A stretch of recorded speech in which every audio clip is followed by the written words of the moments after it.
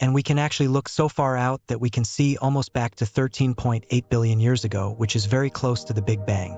We now know how our world ends. Our affinity with sci-fi movies and perhaps the Bible would point toward the Big Bad Apocalypse. But what if we tell you that the end of the universe is no different than its inception? The James Webb Telescope has revealed that the universe has stopped expanding. Popular scientist Brian Cox made this prediction years ago, giving us the most realistic starting point to imagine the end of the world. We can look to light that began its journey before there were galaxies, and that's the oldest light in the universe, which is, by the way, one of the pieces of evidence for people who don't believe in the Big Bang. The answer is, well, you can see it. Are we heading towards Big Bang 2.0? Join us as we explore why the world has stopped expanding and James Webb's terrifying discovery. If we're certain about anything in our knowledge of the universe and its history, it's the fact that our very epic of existence is centralized around this event called the Big Bang. Of course, there are alternative theories that recognize the beginning of the universe, such as eternal inflation or an oscillating universe, but we're not getting into the validity of these theories today. Mainly because the astronomical community has now readily accepted that our history in this universe starts with the Big Bang, and the ideas that succeed the Big Bang are also based on the same common point of the universe's birth. While the Big Bang is a common term in the theoretical knowledge of astronomy and space, we are hardly aware of the end and the nature of the phenomenon unless you're a nerd who has spent hours watching some excellent visualizations of the Big Bang. To be fair, the phenomenon was more than an explosion, so to speak. Simply put, the Big Bang finds its origin in a single point, a point that was infinitely hot and dense, that inflated to extreme lengths. All of this was when the universe was incredibly young. Believe it or not, at the time of the Big Bang, the universe was only 10 to the power of -34 seconds old. That is 100th of a billionth of a trillionth of a second in age. This is when the universe experienced an incredible burst of expansion, aka the infamous inflation. During this process, space expanded faster than the speed of light. So yeah, you wouldn't have even blinked when the universe grew 90 times in size almost instantaneously, from subatomic size to golf ball size. 1 second after the inflation, the universe began to cool, leading to the formation of matter as we know it today. So yeah, as far as the timeline goes, within a second, our universe was full of every particle we've learned about in our chemistry class, willingly or otherwise. Protons, neutrons, electrons, anti-electrons, photons, and neutrinos are the legacy of the Big Bang. Magical, right? Well, figuratively, it looks like it, but our understanding of the universe's inception is highly theoretical. We've come a long way since the first moon landing, and since then, our technological advancement has grown exponentially. Back when scientists were studying the Big Bang only based on mathematical formulas and scientific models, they wouldn't have imagined that we'd be exploring the possibility of life on Mars. There have been some big breakthroughs in our pursuits to study the universe and explore space. Yet even then, our existing technology is pretty limited. You see, we can't recreate the Big Bang or peer back at the event itself. Our biggest piece of evidence comes from the cosmic microwave background, which has allowed scientists to observe the echo of the Big Bang. While this mechanism is groundbreaking in the study of the universe, it's also theoretically limited.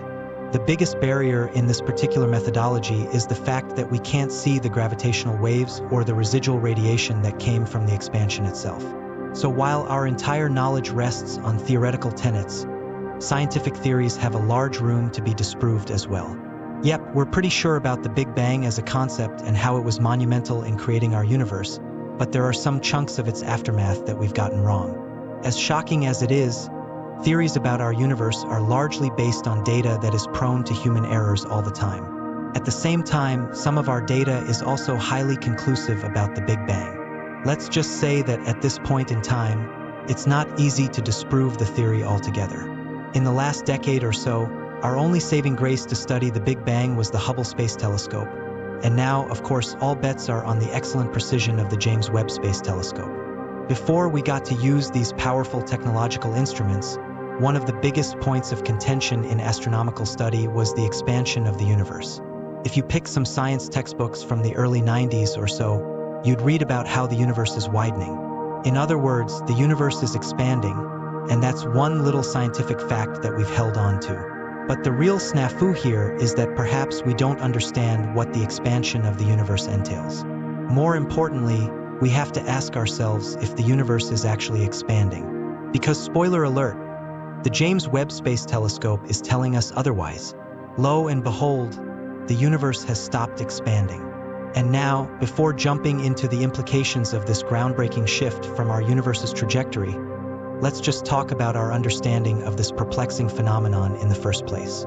The most common knowledge associated with the Big Bang characterizes it as an explosion, and well, fiction and popular media have put solid imagery to this process as well. Any piece of media would depict the inception of the universe as some sort of a blast that honed tons of energy and matter just spread in every direction. Scientifically speaking, that sort of visualization isn't correct. Despite the widespread use of the explosion and inflation of the word, the birth of the universe wasn't exactly a blast, and scientists want us to correct our understanding of the universe. In NASA's own words, the universe did not expand into space. Space did not exist before the universe. Instead, it is better to think of the Big Bang as the simultaneous appearance of space everywhere in the universe. Our understanding of the phenomenon also reveals that our universe has lived through a durable cosmic period that was only disrupted by the reionization in space. Before that particular chemical concoction, our universe was just pitch black dark. The let there be light moment of the universe only occurred 400 million years after the Big Bang. Yep, that's right. You see, the big explosion only created the basic tenets of all living beings and heavenly bodies in the universe. For 400 million years, the universe was plunged into darkness because, well, it's simple. There were no stars or galaxies. When that was rectified, as clumps of gas turned into stars and galaxies, only then did the universe get out of its cosmic dark ages. So here's a little trivia for you guys. When do you think our solar system came into being? If the universe was just darkness and eeriness for 400 million years, well, our solar system was born 9 billion years after the Big Bang. So yeah, sorry sci-fi movies, there's a huge disconnect between the so-called explosion and scientific theory. And of course, this changes everything. The way things are, our universe still exists as a single inception point. It hasn't moved or expanded ever since the Big Bang. What really happens is that space has been stretching along with time and it carries matter with its trajectory. To put it in clear-cut words, the universe isn't expanding the way we visualize it or even understand it. It is actually the active stretching of space that precedes the expansion of the universe. We know it's a bit complicated to comprehend this, but it's also important to understand the implications of what we're about to tell you. For the purpose of this video, we continue to use the phrase expansion of the universe to signify the active movement of our space, mainly because even scientists are comfortable using the exact framing to describe the recent discovery made by the James Webb Space Telescope. The fact that the universe has stopped expanding is both terrifying and inconsistent with our previous theoretical knowledge of this baffling phenomenon. Because you see, before this shocking discovery, scientists were convinced that the universe was expanding at an accelerated rate since its inception. And well, they weren't wrong. With the help of the Hubble Space Telescope, scientists were able to gather concrete evidence to support their theory. So no, this isn't the case of NASA correcting its earlier understanding of the universe's expansion. Whatever is happening to our universe, it's entirely new and possibly irreversible. While the discovery itself is profoundly frightening, it isn't overly unexpected either. As we talk more about gravity, you'd see that our universe was always susceptible to a recollapse. In the case when the universe had an ample amount of energy density, its expansion would stop entirely. By the looks of it, our universe is going backward. So let's unpack this, shall we? Origin of dark energy. Back in the 1990s, NASA and its credible scientists had some very conclusive ideas about the expansion of the universe. The most fundamental unit of their scientific understanding was gravity. While that much still remains true today, we have some entirely different ideas about the speeds at which our universe expands. As we've already discussed earlier, scientists had a theoretical prediction about the universe's recollapse that would cease the expansion as we know it today. But also, the contesting idea was equally terrifying, if not jarring enough. Too little energy density would mean that our universe would never stop expanding. The uncharted bizarreness of the idea is quite limited today, but you see, it was the 1990s, and scientists had little technological help to find tangible or observational data for their predictions. What they were certain about was that as our universe ages, gravity would definitely decrease the rate of expansion over the course of time. Of course, and even intuitively, it makes sense. Gravitational pull brings galaxies together. This is something we've already established. So as the universe would expand, the gravitational force would resist widening the distance between the heavenly objects. Since our universe is just a patch of matter, of course, the attractive gravitational pull would keep the matter intact. This theory was also extended to understand the rate of the universe's expansion. Scientists believed that since gravity is the binding glue for all of the matter and has existed since the universe's inception, the rate of expansion had to slow down. Sure, we didn't have any means to observe this phenomenon or carry out some big data testing, but theoretically, this made complete sense until it didn't. In 1998, the invention of the Hubble Space Telescope, HST, changed everything we knew about the universe. HST was effectively used to study the distant supernovae in our universe, which explained the fluidity of our space. This is to say, scientists employed supernovae to study the expansion of the universe. What they found out was completely opposite to what they knew about our universe. And let's just say scientists were left completely dumbfounded and clueless. After all, the whiplash was monumental. Not to mention, this single discovery meant that astronomical studies had to be inherently rewritten and revised.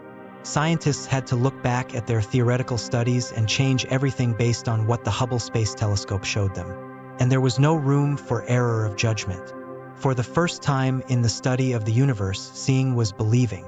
It turned out that gravity wasn't slowing the expansion of the universe at all. In fact, the universe was expanding at a higher acceleration than it ever had before. You heard that right.